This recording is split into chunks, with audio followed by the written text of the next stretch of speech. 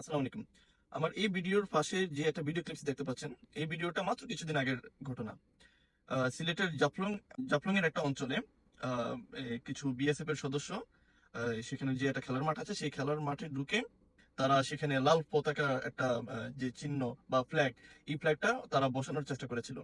কিন্তু সেখানকার যে স্থানীয় জনতা ছিল, সেই স্থানীয় জনতার প্রতিরোধের কারণে তারা সেখানে বিষয়টা সুবিধা করতে পারেনি। তো এই যে ঘটনাটা সেখানে ঘটেছে, এই ঘটনাটা কিন্তু আজকে নতুন ঘটেনি।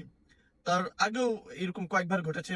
শুধুমাত্র তাই নয়, এমনও হয়েছে যে বিএসএফ এর সদস্যরা বাংলাদেশের সিভিলিয়ানদেরকে ধরে বিনা অপরাধে তাদের বর্ডারে নিয়ে যাচ্ছে। বর্ডারে নিয়ে যাওয়ার পর তাদেরকে খুন করে ওই বর্ডারের মধ্যে টাঙ্গিয়ে রাখে। তো স্বৈরাচার হাসিনা যখন ক্ষমতায় ছিল, তখন তো সে ভারতের দাবিদারি করতো। সে কি বিচার করবে? তাই তাদেরকে নিয়ে বলার মতো কিছু নেই। কিন্তু বর্তমান যেই অন্তর্বর্তীকালীন সরকার আছে এবং বর্তমান যেই সেখানকার বর্ডার গার্ডে নিয়োজিত যেই বিজিবি সদস্য এবং আর্মি, তারা কি আসলে সৈনিক নাকি হিজড়া? আমার এই জিনিসটা বুঝে আসে না। প্রত্যেকবার এই বিএসএফ এর সদস্যরা এই ধরনের দৃষ্টান্ততা দেখিয়ে যায়, আর সেখানে বিজিবির সদস্যরা নীরব ভূমিকা পালন করে। তাদের উপর কোনো ধরনের অ্যাকশন বা অ্যাগ্রেশন কিছু দেখাচ্ছে না।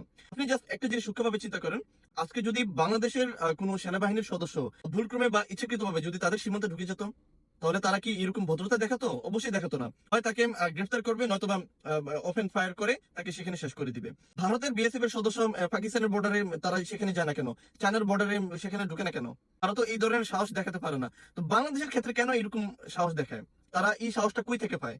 এর একমাত্র মূল কারণ যে আমরা তাদের প্রতি কোনো ধরনের অ্যাগ্রেশন দেখাচ্ছি না। আমরা সবসময় তাদের সাথে মানে ভদ্রতা দেখাই বা আন্তর্জাতিক আইন বা রুলস আছে, সেই রুলস অনুযায়ী তাদের সাথে নেগোশিয়েট করার চেষ্টা করি।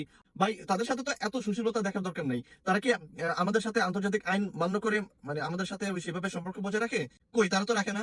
তারা বারবার মানে প্রতি বছর আন্তর্জাতিক আইন অমান্য করে। যে সময় আমাদের পানি দরকার, সেই সময় মানে পানি ছাড়ে না। আর যে সময় আমাদের পানি দরকার নেই, ঠিক ওই সময় তাদের বাদের সমস্ত পানি একসাথে আমাদের দিকে ছেড়ে আমাদের বাংলাদেশের দক্ষিণাঞ্চল একদম বন্যায় ভাসিয়ে দেয়। তো তারা আন্তর্জাতিক আইন মান্য করে না। তাহলে তাদের সাথে আমরা কি সব মানে আন্তর্জাতিক আইন মান্য করব?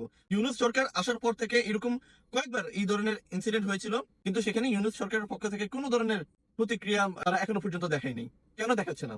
আপনি কিছু করতে পারেন বা না পারেন, অ্যাটলিস্ট বাংলাদেশে অবস্থানরত ভারতীয় যে হাই কমিশনার আছে, তাকে তো একটা চিঠি দিয়ে সতর্ক করে এইভাবে বলতে পারেন যে এই যে তোমাদের বিএসএফ এর সদস্য বারবার আমাদের সীমান্তের ভিতর ঢুকে মানে বিশৃঙ্খলা তৈরি করার যে চেষ্টা করছে, আমরা তোমাদেরকে স্পষ্টভাবে সতর্ক করে দিতে চাই। ফার্দার যদি তারা দ্বিতীয়বার এরকম আহ, মানে আমাদের সীমান্তের ভিতর ঢুকে এই ধরনের মানে অরাজকতা তৈরি করার যদি চেষ্টা করে, আমাদের বিজিবির সদস্যরা তোমাদের জওয়ানদের উপর যদি গুলি চালায়, তখন কিন্তু ভাই আমাদেরকে দোষ দিতে পারবে না। এরকম একটা ওয়ার্নিং তাদেরকে দিন। ওরা এরকম কোনো ভাগ ভাল্লুক না যে ওদের কাছে একদম বিজয় বিলের মতো থাকবেন। এরকম বিজয় বিলের মতো না থাকে, বাঘের মতো